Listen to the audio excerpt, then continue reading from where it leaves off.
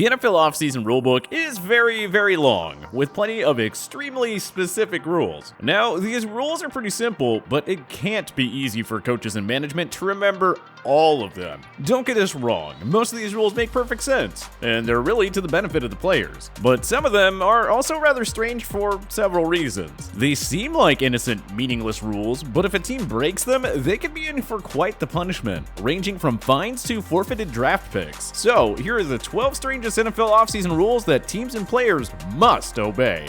Number 12, 4 hours a day. This rule falls under Phase 1, and it's rather simple.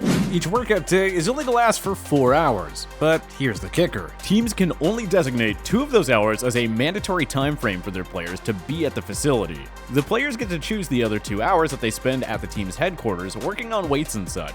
So, for example, a team can tell its players to be at the facility between 10 a.m. and noon. Then it would be the player's responsibility to choose the other 2 hours of the day that they'll spend working out at the facility. Seems simple enough, doesn't it? Number 11, no weekends. Hey, the NFL players get weekends off too, you know. Teams are allowed a maximum of 4 practices a week, but they aren't permitted to run any of them on a weekend date. There's also 1 mandatory week of minicamp, but again, teams cannot run this during the weekend. They won't admit it to you, but the players ought to love that rule. Free weekends in the early stage of OTAs all the way, baby. Number 10, intensity and tempo at a level conductive to learning. Phase 1 of off-season workouts begin in April.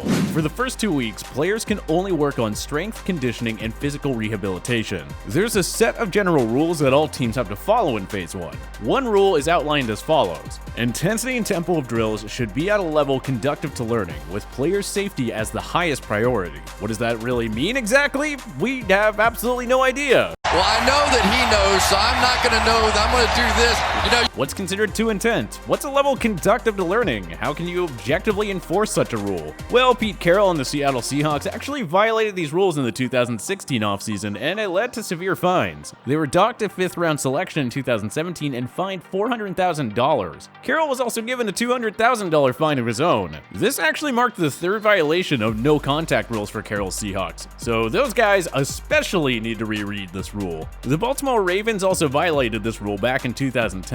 The NFL and the NFLPA said in a statement that the Ravens, quote, violated the rules concerning the intensity and tempo of drills conducted on the club's organized team activity days, OTA days, end quote. As such, the league forced the Ravens to cancel the last week of their offseason program. GM Ozzie Newsome admitted they made a mistake and vowed not to do it again. Number 9, only strength and conditioning coaches allowed on the field during first 2 weeks. This rule falls under Phase 1 as well.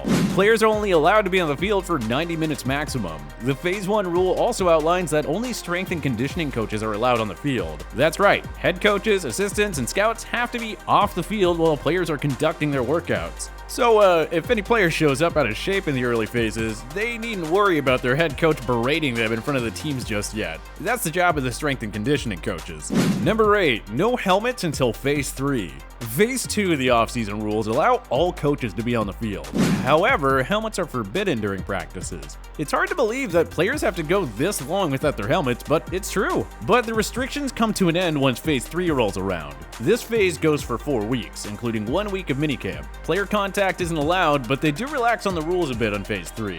Here, players are permitted to finally wear their helmets. On top of that, the only pads allowed are knee and elbow pads, nothing else. This is a pretty easy rule for all players to follow, but don't tell that to Pro Bowl wide receiver Antonio Brown. Remember when he threatened to retire from the NFL before the 2019 season unless the league allowed him to wear his old helmet again? That was the first time ever NFL helmets became the center of controversy. Other than that, the OTA rules regarding helmets have been strictly followed by all teams and players up to this point.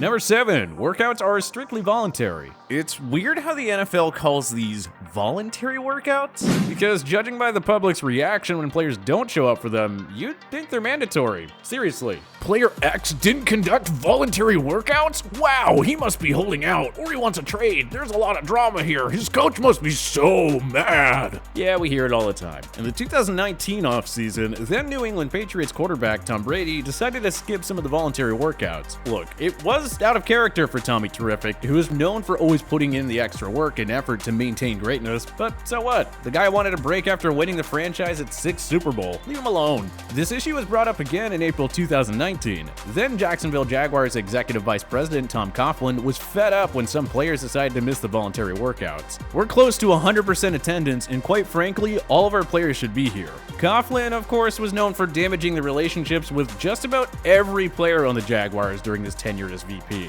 And these comments prompted the NFLPA to, ridiculously, have to remind Mr. Coughlin that players have the right to skip voluntary workouts. Like it or not, Tom, rules are rules. Again, it shouldn't be voluntary if players are going to be ripped and criticized for exercising their rights not to show up. This doesn't mean laziness or selfishness. Sometimes, a guy just needs a break. Number 6, no contact in all workouts.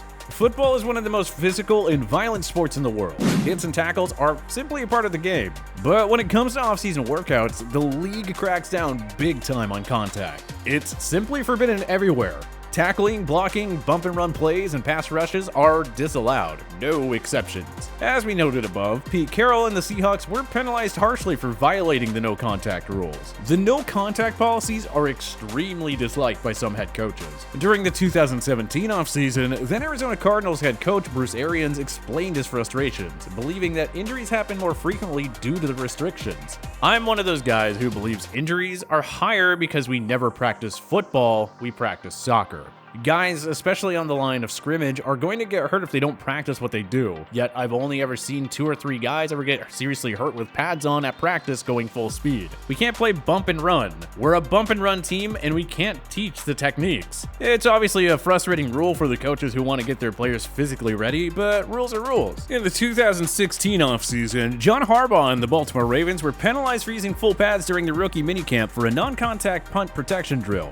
Of course, full pads aren't permitted until training camp. For this violation, the Ravens had to forfeit a pair of OTAs. Harbaugh was fined $50,000, and owner Steve Biscotti received a harsher $100,000 fine. Number 5, defensive players cannot catch balls. The NFL has several dead ball rules in effect for offseason practices in the first 2 weeks of Phase 1. One of them states the following: defensive players may not catch balls at all regardless of who is throwing them. So, unfortunately for premier ball hawking defensive backs like Earl Thomas, Richard Sherman, Stephon Gilmore, and Patrick Peterson, you're not allowed to practice your interception skills during off-season workouts. Not even a friendly game of catch is okay. Any ball that comes their way, they better be swatting it to the ground rather than hauling it in, as unnatural as that may feel. This has to be especially tough for rookies jumping into their first NFL offseason. Hey, no catching these footballs, please. Let it hit your face, the groin, whatever, just don't catch it.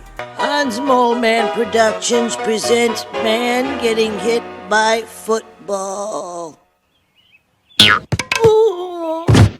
Number 4, no coverage allowed when quarterbacks throw to receivers. You think defensive players get screwed by being ordered to not catch footballs as a dead ball rule? Imagine being told you're not allowed to practice your coverage skills. That's even worse. This rule is also part of the first 2 weeks for Phase 1. Quarterbacks are allowed to throw the football to their wide receivers, but no defensive coverage is allowed. Look, we know it's only part of Phase 1, but don't quarterbacks need to work on their timing and making those tough throws into tight spaces? And shouldn't wideouts be working on their separation and making catches in tight coverage? How are they supposed to do that without a defensive back lined up across from them? Not the most fair of offseason rules, that's for sure.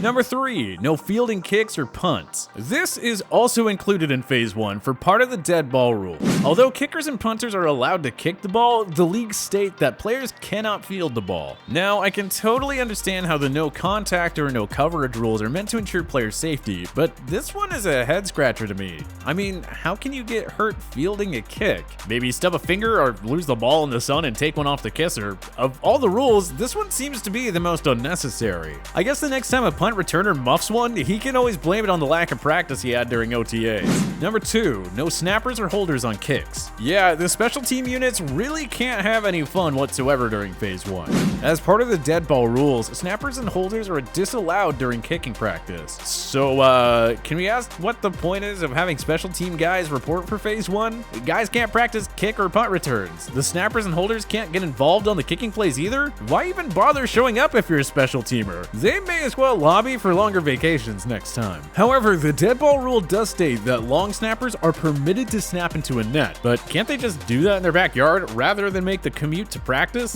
Number 1. No offense versus defense / one-on-one drills until Phase 3. Phase 2 allows coaches to be on the field and teams can practice individual and perfect play drills. However, offense versus defense and one-on-one plays aren't permitted whatsoever. I guess this shouldn't come as a huge surprise. After all, if they're not allowing cornerbacks to play coverage or returners to field kicks in Phase 1, how can we expect them to suddenly jump right into one-on-one or offense versus defense drills in Phase 2? It's a process. Baby steps, guys. Although, based on the 12 rules we just went through, it's clear that the NFL likes to take things slow and safe when it comes to ramping up its players for the upcoming season.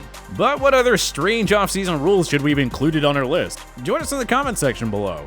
If you like this video and learned a thing or two, clicking the like button helps out a ton, and hey, we appreciate it. If this is your first time coming around to TPS though, subscribing is a great idea because we put out videos like this every single day. But as always, thanks for watching, and we'll see you guys next time.